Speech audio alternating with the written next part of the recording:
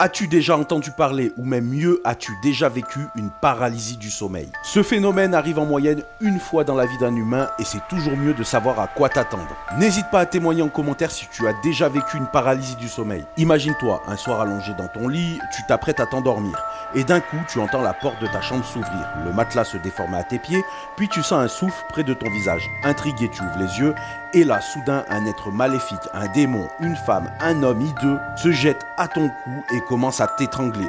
Tu essayes de bouger, de te débattre, mais rien n'y fait. Tu sens ta respiration se couper et d'un coup, tu te réveilles, essoufflé, en sueur, apeuré.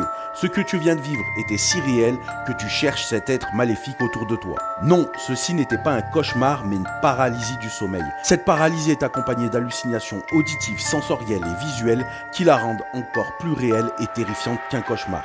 Je vais tout vous expliquer. Lors de la phase d'endormissement, ton cerveau va endormir tes muscles afin que tu ne fasses pas de mouvements brusques. Mais parfois, ta conscience peut reprendre le dessus. À ce moment-là, ton corps ne répond plus, tu ne peux plus bouger alors que tu es en pleine conscience. Alors ton cerveau va se mettre à bugger. Il va vouloir trouver une explication à cette paralysie. Alors il va générer chez toi cette fameuse hallucination maléfique, te faire croire que tu t'es réveillé et que cet être maléfique rentre dans ta chambre pour te faire du mal. Heureusement, on se réveille très vite lors d'une paralysie du sommeil, mais cet événement reste toujours très perturbant.